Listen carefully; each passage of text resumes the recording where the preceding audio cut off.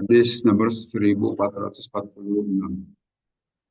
Haddasana Ahmad bin Yunus, haddasana Abu Syihab an Khalid an Al-Hidha an Habsah binti Sirin an Ummi Atiyah radhiyallahu anha qala.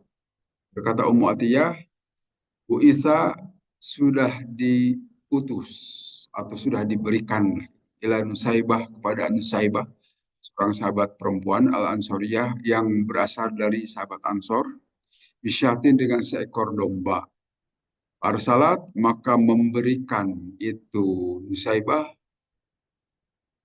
ila Aisyah tak kepada Siti Aisyah radhiyallahu anha binha dari itu bagian domba tadi. Faqala maka berkata siapaan Nabi sallallahu alaihi wasallam, indakum syai'un, ada sesuatukah di kalian hai Aisyah? Fakultu maka Siti Aisyah menjawab, saya menjawab, la tidak ada wahai Rasul, illa ma arsalat, kecuali apa yang telah mengirimkannya biar dengan itu perkara Nusaibah bintil kasyati dari itu domba.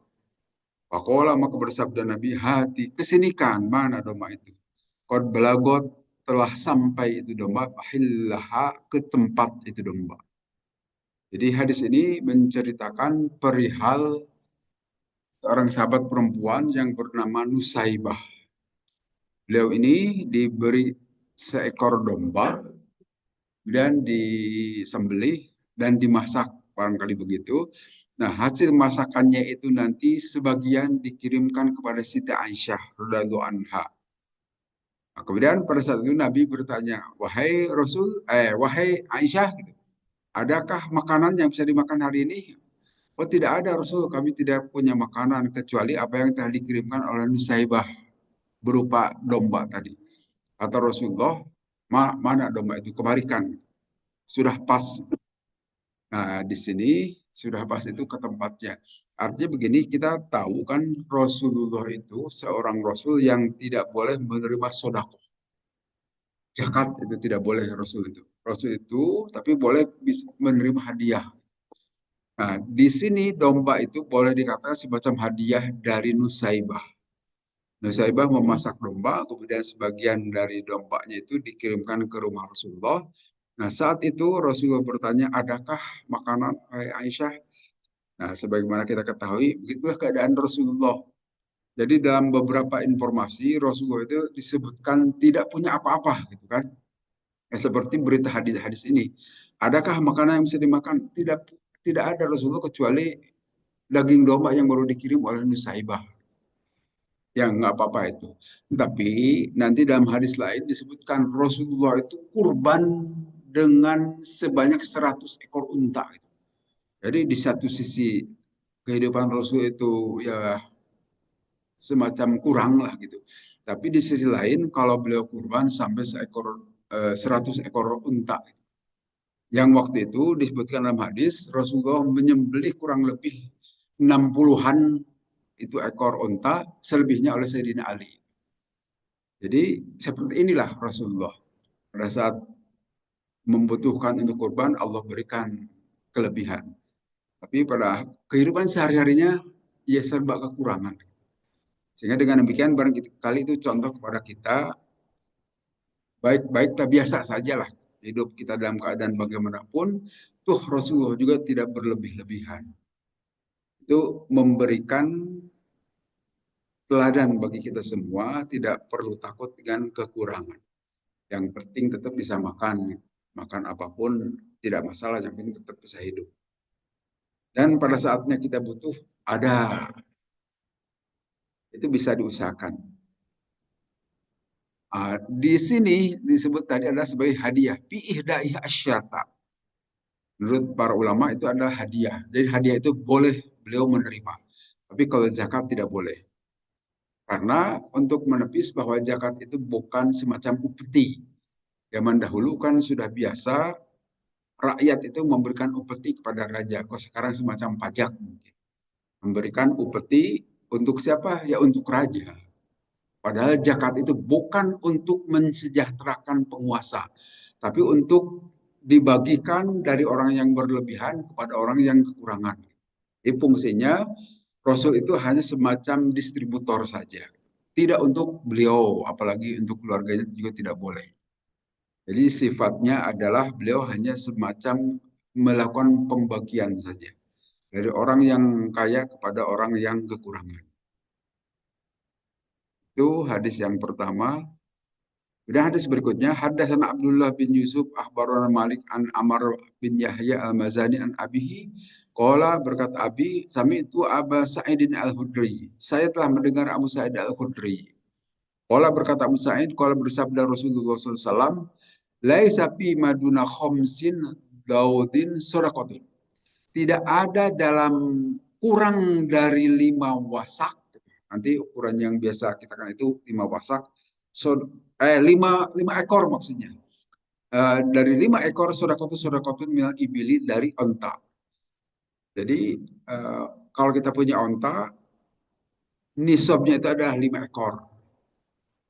Kurang dari 5 ekor belum wajib zakat. Tapi kalau sudah 5 ekor wajib zakat. Walai sapi maduna khumsi awakin dan tidak perlu zakat pada harta yang kurang dari 5 wasak. Nah, kalau dalam pertanian itu 5 wasak. 5 sama dan ini 5 wasak. Hadis berikutnya begitu. Walai sapi maduna khumsati awsukin sodakotun. Tidak ada dalam pertanian yang kita hasilkan kurang dari 5 wasak harus sodakoh, harus mengeluarkan zakat. 5 wasak itu kurang lebih 1 ton gabah kalau sawah ya. Dan itu biasanya kita sawah. 5 ton gabah itulah sudah nisab, sudah masuk nisab. Keluarkan zakatnya. Nah, zakatnya itu bisa 5 sampai 10%. Tergantung airnya. Kalau airnya gampang, kita keluarkan 10%. Airnya mengalir gitu. Tidak perlu diusahakan, tidak perlu pakai irigasi, tidak perlu bayar. Tapi kalau airnya agak sulit, sawah tak ada hujan, boleh dibilang begitu, maka itu cukup 5%. Sehingga dalam hal ini kalau kita melakukan analogi, kias, zakat profesi kepertanian, harusnya zakatnya 5% minimal, bukan 2,5% gitu Pak. Setiap gajian, kan gajian itu sama dengan panen gitu. Jadi harusnya 5% kalau mau analogi ke pertanian. Tapi kalau mau analogi ke emas, ya bukan tiap bulan, tapi tiap tahun. Ini saya kemarin baru saja beraudiensi dengan rumah zakat. Saya nanyakan apa dasarnya zakat profesi itu. Beliau memberikan penjelasan dasarnya ini. Kemudian dianalogi ke pertanian dan ke zakat perdagangan. Tetapi dia mintanya itu tiap bulan 2,5%. Dari mana itu dalilnya?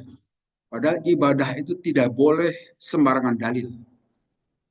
Harus jelas. Kan kaidah usul fikih sangat jelas menyatakan semua ibadah itu dilarang.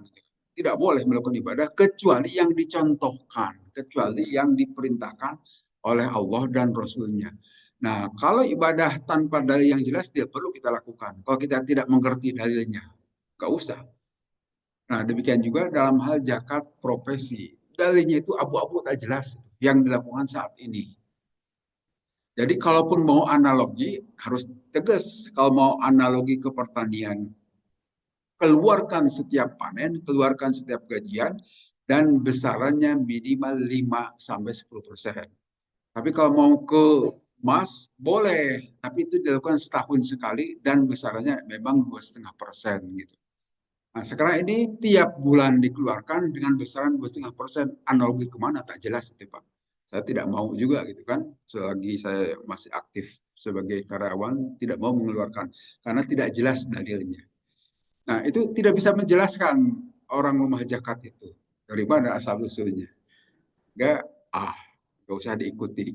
Jadi kalau kita mau mengikuti, silahkan dianalogikan ke emas atau ke pertanian, tetapi beda besarannya.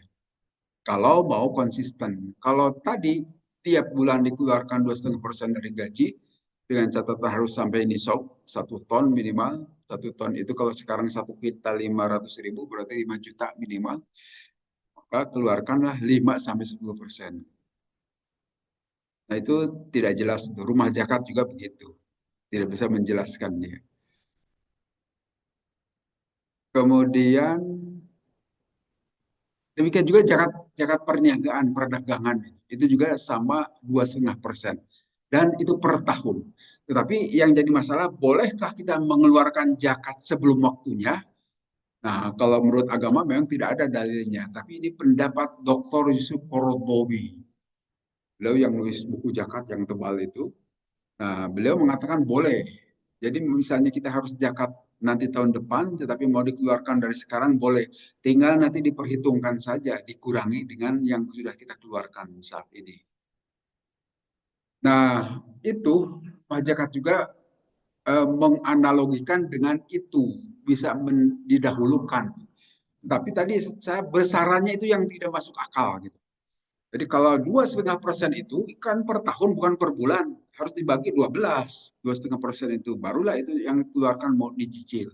Ini tetap 2,5%, tapi tiap bulan tak jelas dalilnya saya katakan, dan tidak bisa memberi penjelasan lebih jauh di rumah zakat. Saya WA-an kemarin dengan orang rumah zakat, tidak bisa menjelaskan lebih lanjut. Kemudian kita lanjut. Kemudian di sini Muhammad dirhamu fa'ajmu ala anna kulla sab'ati masakila asyaratul darahim. Nah, kalau untuk emas itu kan nisabnya itu 20 miskol. 20 miskol itu mungkin kalau digramkan kurang lebih 85 gram emas. Itu emas murni itu ya. Emas murni artinya 24 karat. Itu kurang lebih 85 gram. Tapi kalau kita punya perak, perak itu disebutkan di sini, sepakat para ulama bahwa setiap 7 miskol itu keluarkan 10 dirham. 10 miskol itu ya tentu saja nanti kurang lebih 200 graman. Atau di sini bahkan disebutkan 200 dirham. Beda ya, kalau dirham itu mata uang perak, kalau dinar itu mata uang emas. Satu dinar itu 4,25 gram. Tapi kalau perak kelihatannya lain. Di sini sekitar 200 gram perak. Kelihatannya jarang-jarang pada punya perak ya. Kalaupun punya kurang dari 200 gram. Jadi aman lah, tidak perlu dikeluarkan zakatnya. Kemudian untuk pertanian tadi 5 wasak nisabnya. Jadi kalau kurang dari 5 wasak tidak perlu dikeluarkan zakatnya. Tapi kalau minimal 5 wasak atau lebih, nah keluarkan itu 5 sampai 10%. Itu ketentuan ajaran Nabi. Sehingga dalam hal ini memang masuk akal profesional itu harus mengeluarkan zakat karena penghasilannya jauh lebih besar dari petani. Coba perhatikan para profesional notaris, itu profesional juga kan, pengacara, dokter, atau insinyur juga itu, insinyur yang kerja sebagai pemborong lah. Kalau insinyur karyawan sama aja dengan yang lain kan. Nah itu eh, penghasilan jauh di atas penghasilan petani, sehingga dalam hal ini logikanya masuk akal. Tetapi logika agamanya juga harus masuk akal, harus benar juga cara istinbat hukumnya, cara mengeluarkan hukumnya juga harus masuk akal juga. Nah, tadi yang profesi itu tak jelas kalau per bulan 2,5%. Tapi kalau kita mau mengeluarkan per tahun 2,5%, silahkan. Itu dianalogikan dengan zakat emas atau per pergajian atau perbayaran itu 5 sampai 10% silahkan karena analogi ke zakat pertanian. Tapi kalau di luar itu tak jelas itu dalilnya. Nah, demikian juga kalau kita punya pertanian kurang dari 5 wasak tidak. Nah, bagaimana kalau misalnya sawahnya tidak kita garap sendiri, tapi ada paruan. Nah, nanti ada pendapat yang memiliki benih itulah yang wajib mengeluarkan zakatnya. Jadi kalau benihnya itu dari kita, ya kita yang harus mengeluarkan zakat. Dan separuh dari penghasilan kita itulah yang harus dihitung. Yang paruhan berikutnya biarkan si petani itu. Jadi kalau kita kurang, kalau dalam beras mungkin 600 kilograman. Karena kalau 1 ton gabah itu kalau sudah digiling kan itu jadi kurang dari 1 ton. Paling 600 sampai 700 kilo. Nah, kalau kita dapat bagian 600 sampai 700 kilo, wajib dikeluarkan zakatnya 5%, dan seterusnya. Setiap panen gitu. Nah, kalau profesional ya setiap bayaran. Nah, di sini fi masaqati sama usyur. Dalam hal sawah, kalau itu diairi dengan air hujan, artinya airnya gampang gitu, maka al usyur sepersepuluh. Sepersepuluh itu 10% lah kalau dipersenkan. Wah saya ti al bahsu pidalika pibawin mufrodin insyaallah taala. Tetapi dalam hal yang kurang nanti yang airnya itu agak kesulitan, maka itu adalah 5%. Seperti sawah tada hujan. Kemudian di bab berikutnya, di hadis berikutnya, haddasan Muhammad bin Abdullah qala haddasani abi qala haddasani Utsama anna Anas radhiyallahu anhu haddasahu anna Abu Bakr radhiyallahu anhu kata balahu allati amarallahu rasulah. Sungguhnya Abu Bakar membuat surat seperti yang pernah Allah perintahkan dan juga Rasulnya perihal zakat. Waman siapa orang balagot yang sampai orang tadi sodakotu sodakohnya binta makhodin. Ini peternakan. Binta makhod, nanti ada penjelasan binta makhod itu di sini. Istilah ini kadang ingat, kadang lupa nih, tapi saya catat di sini. Ada bintu makhod itu onta betina yang berumur 1 tahun. Berumur 1 tahun itu disebut binta makhod. Walaisat indahu wa indahu bintu labun, tetapi dia tidak ada yang bisa keluarkan dari bintu labun, yang ada dari bintu makhod, tapi ada bintu labun. Nah, bintu labun itu unta berumur 2 tahun. Itu sebutannya beda-beda. Fa'in hatuk balu minhu wa yuti al musaddiq isyrina dirhaman.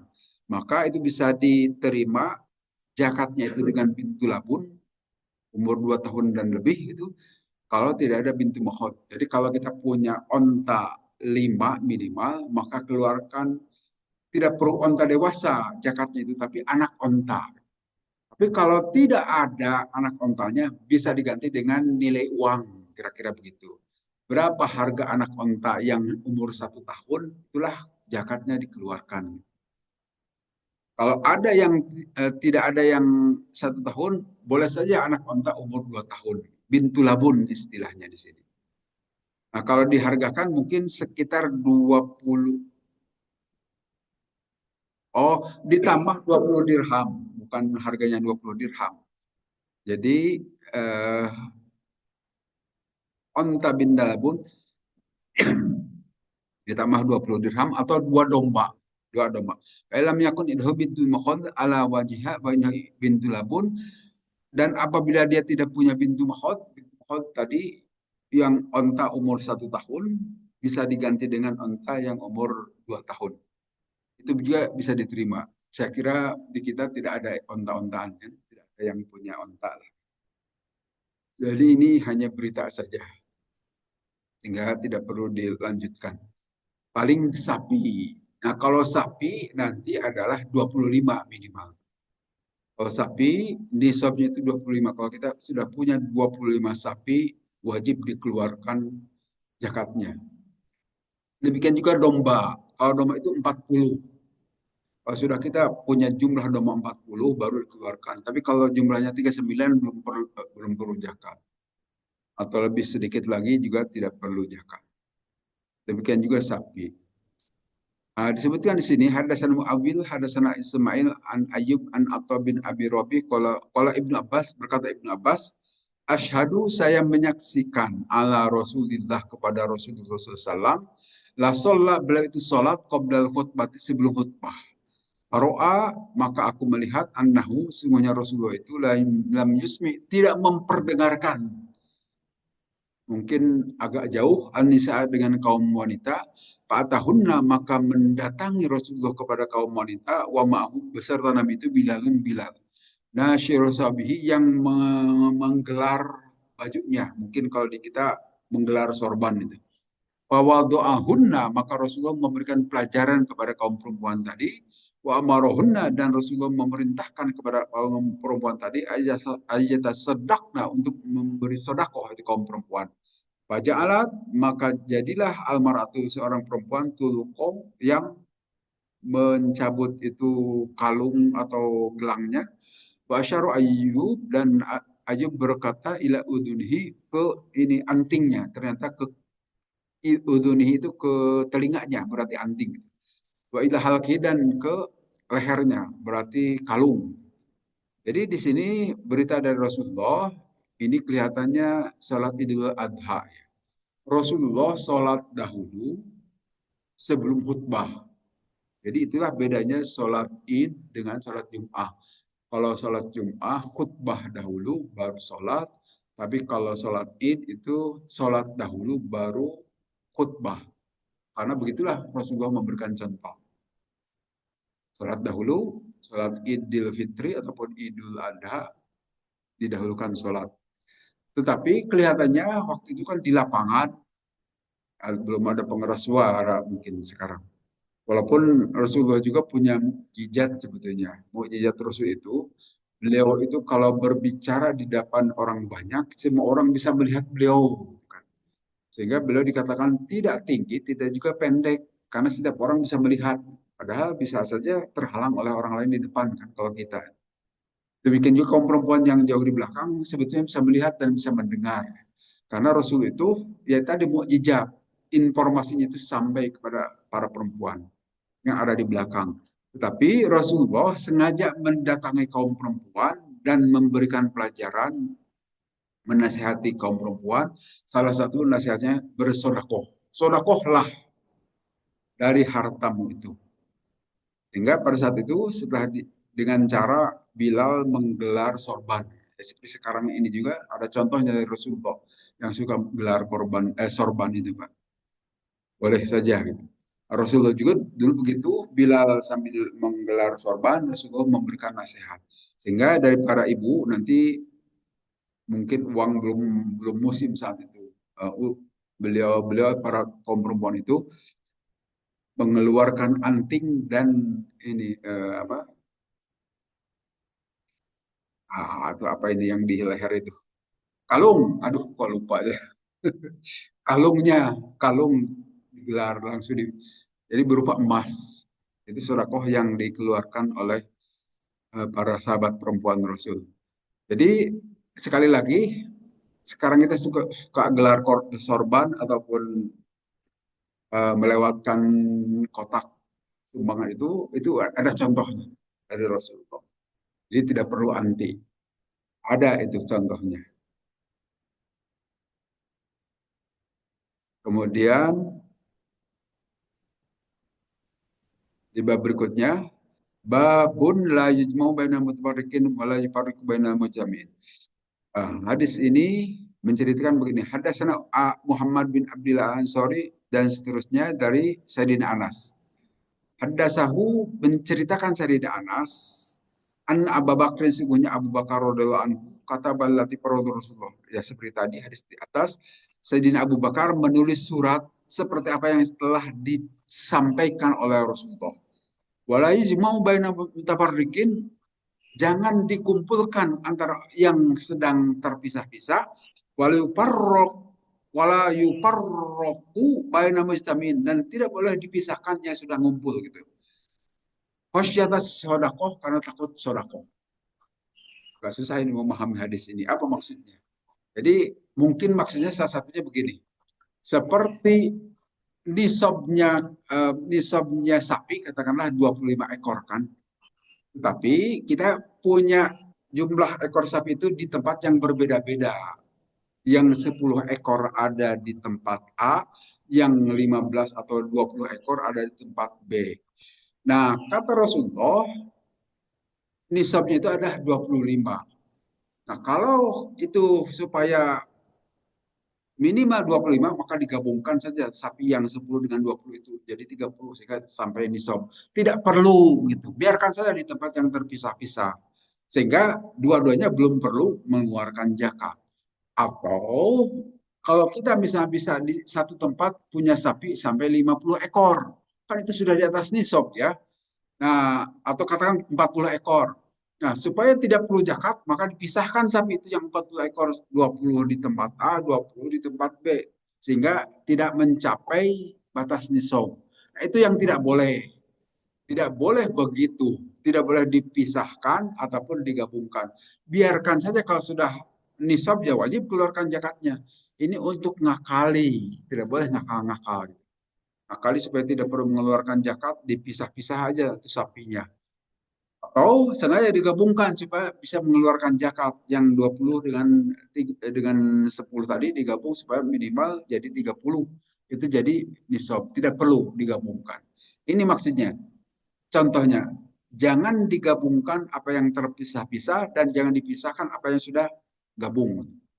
Atau misalnya zakat seperti zakat pertanian. Kita punya beberapa sawah misalnya. Ada yang menggarap beda-beda ya. Si penggarap A katakanlah menghasilkan 1 ton, si penggarap B hanya misalnya 500 kilo. Zakatnya dari mana? Yang 500 kilo tidak perlu mengeluarkan zakat karena itu adalah gabah, dengan catatan ini gabah ya. Karena itu adalah belum sampai nisab. Jadi zakat itu hanya yang 1 ton saja, tidak perlu digabung jadi 1,5.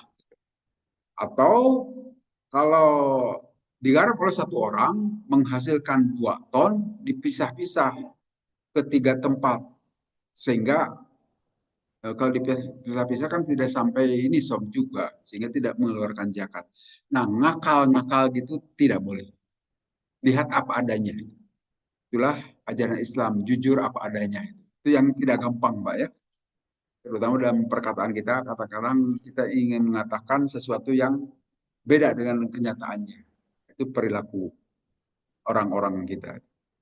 Demikian juga dalam hal zakat, jujur saja. Berapa yang kita hasilkan, itulah yang harus dijakati. Walaupun ini sekali lagi tidak gampang, dan prakteknya agak lain.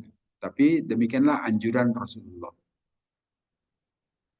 Korbul mali yahsya antak surus sedekah fa'ajmau au yufarraqu taqol. Jadi dipisah-pisah zakatnya itu. Jadi kalau kita punya 1,5 ton, dipecah misalnya 500 kilo di sini, kita mengeluarkan zakatnya dari 1 ton saja. Kan jadi sedikit. Tapi kalau 1,5 ton lebih banyak kan itu persentasenya. Itu ngakal-ngakal tetap tidak boleh. Kemudian di bab berikutnya. Haddatsana Muhammad bin Abdullah qala haddatsani Abi qala haddatsani Sumama anna Anasan sungguh Sayyidina Anas haddatsahu bercerita Sayyidina Anas anna Abu Bakrin sungguhnya Sayyidina Abu Bakar radhiyallahu anhu kata balahu masih sama dengan tadi. Faroda Rasulullah telah mewajibkan Rasulullah SAW wa makana min khalitaini fa innaha yataraja'ani bainahuma abis sabiyah. Wa makana dan tidaklah ada min kholito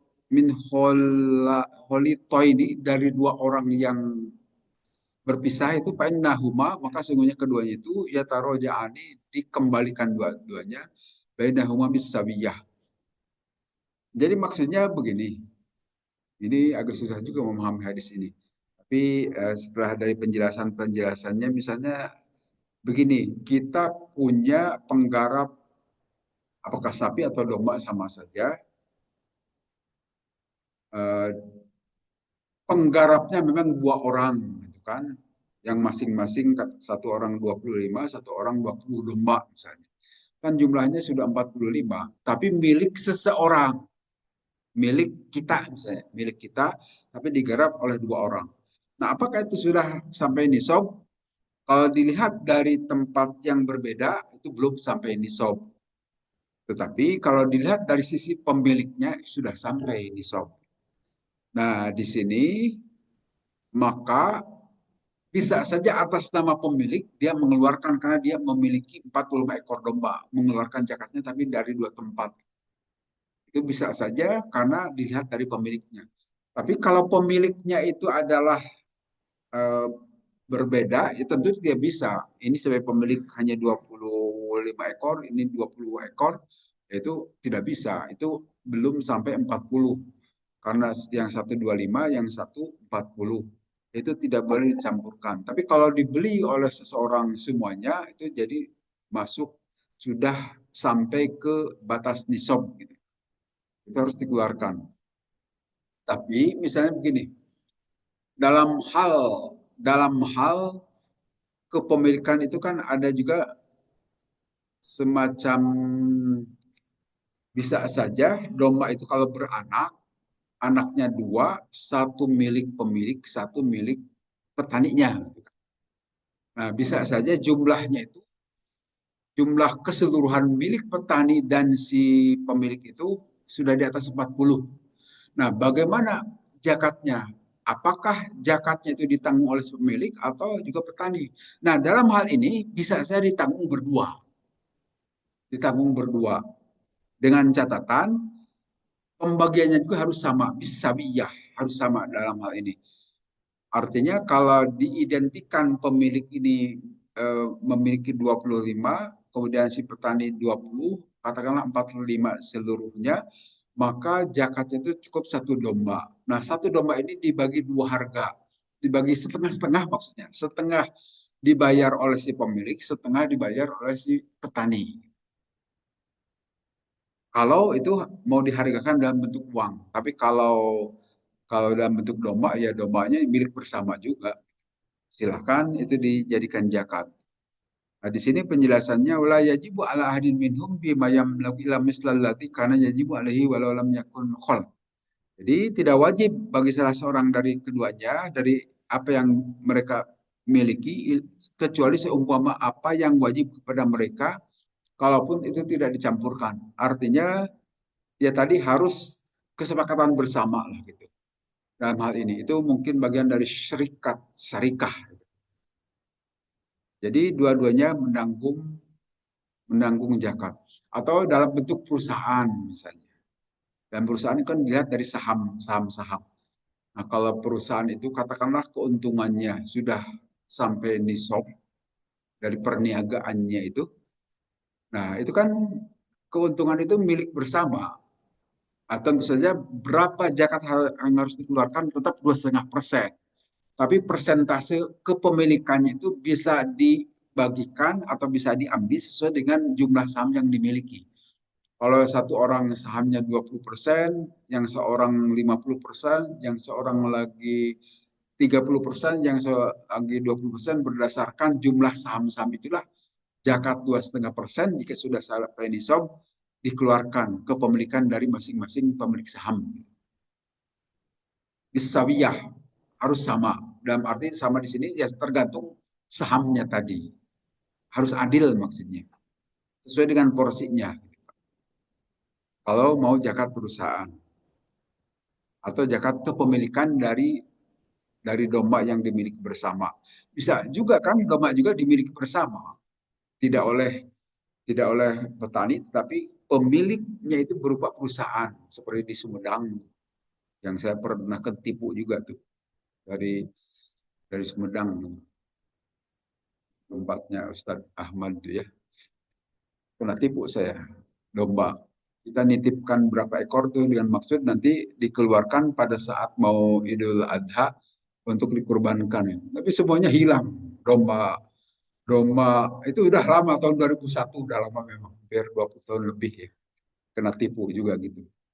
Padahal yang bersangkutan ngaku-ngaku guru SMA Al Ma'arif di Cimalaka itu ya. Saya yakin tidak akan berkembang tuh kalau sudah pakai tipu-tipuan. Kemudian di hadis berikutnya, hadasana Ali bin Abdullah, hadasana Al-Walid Muslim, hadasana Al-Auza'i, qala hadasani Ibnu Syihab dan seterusnya dari Abi Sa'id Al-Khudri. Anda Arabiyan, sesungguhnya seorang Arab, Sa'ala bertanya itu orang Arab Badui, biasanya Arabi itu diterjemahkan orang Arab kampung. Rasulullah kepada Rasulullah SAW anil hijrati perihal hijrah. Pakola maka bersabda Rasulullah, wahai haka, waduh celaka engkau, dah telat lah. Inna sya'na karena sesungguhnya itu kelakuan hijrah itu syadidun berat. Halaka min ibilin, apakah engkau punya onta itu? Itu adi sodakota yang bisa engkau keluarkan sodakohnya dari onta itu. Pola menjawab itu orang Arab Badui tadi, nah betul punya saya Rasulullah. Pola maka bersabda Rasulullah, Pak mal maka beramallah engkau miwar bihari walaupun engkau dari belakang laut gitu. Inna Allah karena sesungguhnya Allah layatiroka. Allah tidak akan meninggalkan kau min amalika syai'an dari amal-amal sedikit pun. Jadi ini Rasul atau sahabat Rasul dari Arab Baduy bertanya perihal hijrah. Wah, hijrah dari Madinah ke Mekah itu sudah ditutup sekarang. Nah, itu kita tahu kan kapan dinyatakan hijrah dari dari Mekah ke Madinah itu sudah selesai tahun 8 Hijrah. Tidak ada lagi hijrah setelah Futuh Mekah. Toh Mekahnya sudah dikuasai kaum muslimin. Jadi kaum muslimin tetap tinggal di Mekah juga aman. Nah, kecuali kalau sebelum Futuh Mekah itu diintimidasi orang-orang muslimin yang tinggal di Mekah. Nah, pada saat itu seorang Arab Baduy bertanya, oh, berat itu, tidak gampang melakukan hijrah itu dari Mekah. Inna sya'na syadidun. Berat itu perilaku melakukan hijrah dari Mekah ke Madinah itu. Nah, sekarang apakah kamu punya ontak? Maksudnya, barangkali wallahu alam ini, bisa saya begitu penafsirannya. Barangkali pahala hijrah yang engkau tidak bisa melakukannya itu bisa diganti dengan pahala engkau sodakoh. Mengeluarkan zakat dari ontak yang engkau miliki. Silahkan keluar sodakohnya dari ontak itu. Di sini memang Rasulullah tidak menyebutkan akan menggantikan hijrah, tidak. Tetapi Allah tidak akan menyia-nyiakan pahalanya. Semoga sodakoh atau zakat engkau dari onta itu bisa juga menambah amal-amal baik di hadapan Allah. Ditafsirkan lebih jauh, mudah-mudahan bisa menggantikan pahala hijrah. Karena engkau tidak bisa mengikuti hijrah. Artinya, kalau kita tidak bisa melakukan sesuatu kebaikan, silahkan cara lain bisa dilakukan yang sifatnya kebaikan. Kalau kita tidak bisa mengeluarkan zakat, nggak apa-apa. Silahkan lakukan perbuatan baik. Bisa ya nanti seperti pekan lalu, perbuatan baik yang tidak mengganggu orang saja, tidak membuat onar juga itu adalah bisa mengganti perilaku sedekah. Bagaimana kalau kita tidak bisa melakukan haji? Karena haji itu ongkosnya besar. Kalau sekarang nunggunya juga lama ya, sampai belasan tahun. Nggak apa-apa, lakukan saja kebaikan-kebaikan yang lain. Misalnya jadi pengurus masjid, itu juga kebaikan insya Allah Pak ya. Bagi para pengurus yang tidak mau, nah itu juga sebetulnya kebaikan. Karena kita berkhidmat untuk kepentingan umat gitu kan. Untuk kepentingan kaum muslimin. Karena nanti Rasulullah menyatakan malam yahtamma bi amril muslimin laisa minna. Siapa orang yang tidak mau peduli dengan urusan mukminin maka tidak termasuk golongan kami gitu kan. Sehingga kita juga ngurus-ngurus masyarakat, mudah-mudahan itu juga sebagai kompensasi dari kebaikan lain yang tidak bisa kita lakukan. Pergi haji sudah ongkosnya besar, lama juga nunggunya, ya sudahlah kita jadi panitia kurban saja misalnya. Itu juga sebagai kebaikan yang bisa menjadi kompensasi istilahnya, pengganti dari kebaikan yang tidak bisa kita lakukan karena ongkos ataupun waktunya agak susah.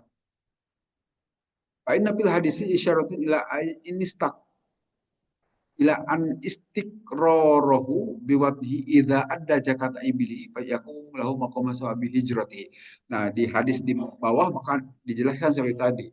Hijrahnya itu atau dia tidak bisa hijrah, tetapi hadis ini memberikan isyarat bisa saja diganti dengan mengeluarkan zakat dari ontaknya itu.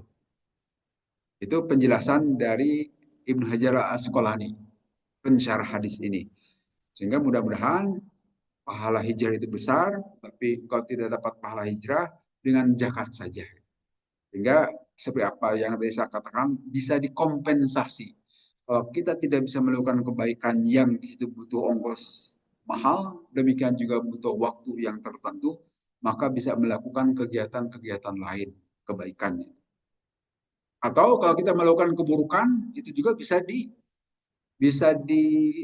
kafarat lah istilahnya. Bisa ditutupi kafarat itu dengan perbuatan baik. Misalnya kita ngintip, bisa gitu kan, yang lagi mandi, baru sadar, waduh tidak boleh ini, tapi keenakan. Nah segeralah perbuat kebaikan, misalnya baca Quran 1 juz gitu, untuk menutupi kekurangan atau dosa yang kita lakukan sebelumnya. Kemudian di hadis berikutnya, Hadatsana Muhammad bin Abdullah, qala hadatsani Abi dan seterusnya sama. Sayyidina Abu Bakar, perlu saya cerita sedikit.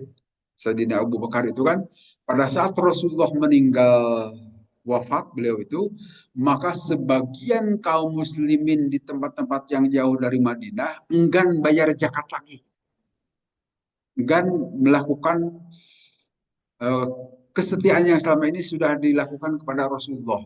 Karena mereka beranggapan bahwa zakat itu ada untuk kepentingan Rasulullah sebagai upeti seperti zaman kerajaan. Padahal bukan itu. Nah, banyak orang-orang yang tidak, salah satunya di Yamamah sehingga terjadi nanti perang di Yamamah. Pasti di Saudi Arabia juga kalau sekarang. Tidak mau bayar zakat, tidak mau mengeluarkan zakat lagi. Nah, kemudian nanti Sayyidina Abu Bakar itu membentuk pasukan perang untuk memerangi orang-orang yang tidak mau bayar zakat. Sehingga dengan demikian, zakat itu harus dikelola negara harusnya. Yang benar itu. Zakat itu harus dikelola seperti pajak harusnya. Tapi di kita kan tidak ada negara ngurusi pajak. Serahkan kepada swasta, pada LSM, atau ada Bajenas, memang itu badan pemerintah, tetapi tidak seperti ngurusi Ditjen Pajak, gitu kan? Bajenas itu beda dengan Ditjen Pajak. Nah, harusnya disetarakan, dikelola oleh dan punya daya paksa. Sampai seperti Saidina Abu Bakar itu diperangi orang yang tidak mau bayar zakat. Harusnya begitu. Di kita juga harusnya begitu, dipaksa orang yang tidak mau bayar zakat itu. Harus didatangi satu-satu mestinya. Idealnya. Tapi di kita tidak begitu kan. Beda dengan Jakarta, dengan pajak. Kalau pajak iklannya banyak, orang bijak taat pajak misalnya itu. Dan seterusnya banyak gitu ya. Tapi tidak ada orang perihal Jakarta tidak pernah diiklankan itu. Paling diiklankan oleh pegawai Depag saja itu melalui email. Saya juga sering dikirim email bayar zakat. Tapi ngapain bayar zakat jauh-jauh, mending di tempat yang dekat saja lah gitu ya. Dan seterusnya. Nah, di dalam hadis ini diceritakan perihal tadi kewajiban membayar zakat oleh Sayyidina Abu Bakar. Karena orang-orang pada tidak mau. Man balagot indahu minal ibili, siapa orang yang memiliki onta yang harus bayar sodako, sodakonya itu al-jadaah. Kalau jadaah itu adalah domba yang usia 6 bulan lebih. Nah, itu bisa dijadikan sebagai bayaran zakat. Walaisat indahu jadaah, dan dia tidak memiliki jadaah, indahu hikoh, tetapi dia memiliki hikoh. Nah, kalau hikoh itu adalah onta yang usia 3 tahun atau lebih. Fa'innaha tuqbalu minhu al-hikoh, maka bisa diterima dari dia itu dengan sodako atau zakat berupa hikoh. Waj'alu ma'asyata ini, dan bisa saja dijadikan 2 ekor domba itu dari satu hikoh itu. Ini saya rota apabila mudah. Oh, isyrina dirhaman atau ditambah dengan 20 dirham. Nah, ini kalau baca hadis ini pusing, Mbak. Kalau sekarang sudah ada di buku-buku fikih, saya kira jumlah domba berapa ini zakatnya, kemudian jumlah onta berapa ini zakatnya. Mendingan baca itu. Kalau baca hadis ini pusing.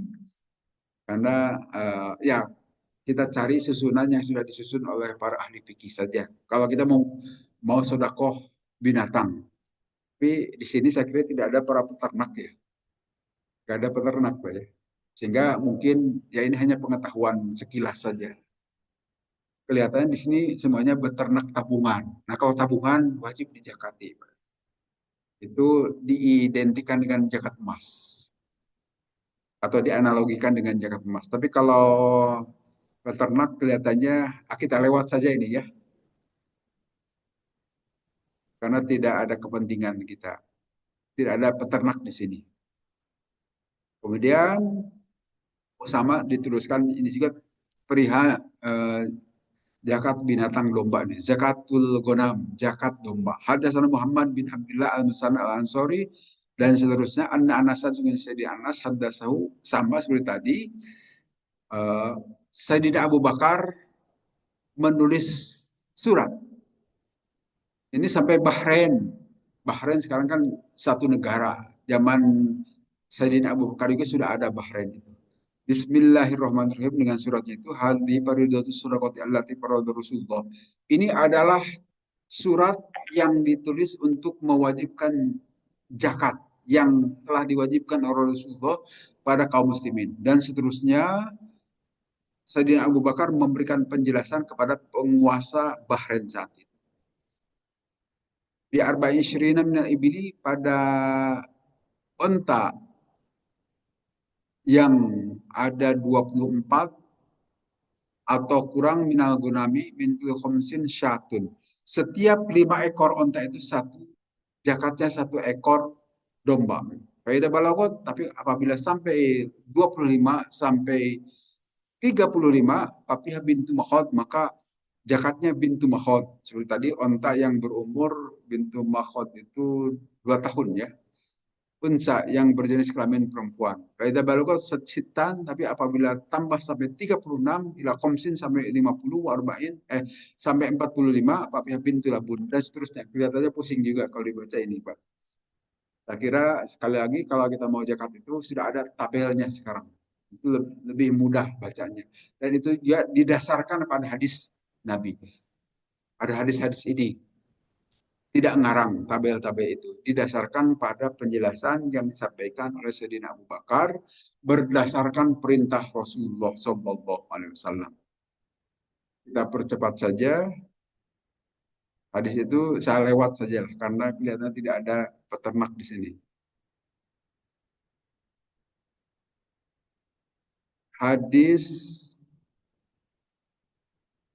hadis terakhir. Hadasan Muhammad bin Abdullah hadasani Abi kalau hadasan Sumama anna Anas Sayyidina Anas radhiyallahu anhu hadasahu bercerita Sayyidina Anas anna Abu Bakar sungguhnya Abu Bakar radhiyallahu anhu kata balahu sekali lagi Sayyidina Abu Bakar menulis surat sebagaimana diperintahkan oleh Allah dan Rasulnya. Penjelasan di surat itu wala yukhraju bis sadaqati hirmatun. Tidak boleh dikeluarkan dalam sedekah itu zakat itu dari binatang yang sudah tua renta. Jadi kalau kita mau mengeluarkan zakat dari domba, jangan dipilih domba yang sudah ketuaan, yang masih segar bugar itulah yang harus dikeluarkan. Nah demikian juga kalau kita mau mengeluarkan dari beras juga. Jangan beras yang raskin gitu. Raskin itu murah kan. Tapi beras yang biasa kita makan sehari-hari saja. Demikian juga pada saat kita mau zakat fitri, kan kita mengeluarkan beras, beras yang biasa kita makan saja. Jangan untuk zakat fitri itu pakai beras murah, gitu kan.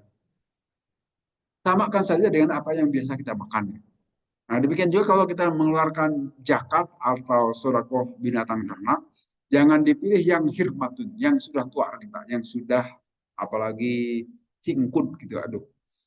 Jangan dipilih. Wadatu aurin dan tidak boleh juga yang memiliki ya cingkut tadi atau pecak, katanya picak. Jangan diambil yang cacat-cacat, tapi yang segar-segar. Pilih yang segar itulah. Jadi, kalaupun dijual harganya mahal kan.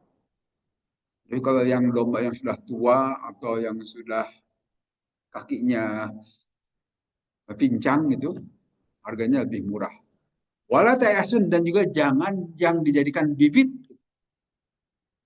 misalnya domba pejantan gitu kan atau sapi pejantan, jangan dibiarkan saja kan itu dibutuhkan untuk sebagai pejantan bagi betinanya yang lain. Atau betinanya yang sedang produktif juga tidak perlu dijadikan binatang sodako. Biarkan saja dia produktif. Apakah produk menghasilkan anak atau menghasilkan susu misalnya, biarkan saja. Tapi kalau yang mau dikeluarkan itu yang tadi itu bintu mahot, bintu labun yang usianya baru setahun, 2 tahun atau 3 tahun, barangkali itu belum produktif, keluarkan. Tetapi jangan yang hirmatun. Hirmatun itu yang sudah pikun lah kalau di manusia itu, yang sudah pikun sudah tidak produktif di akhir, tidak bisa, tidak boleh, tidak sopan itu. Tapi yang masih segar bugar. Itu saja saya kira untuk suasana hari ini. Saya mau menunjukkan ini rencana Idul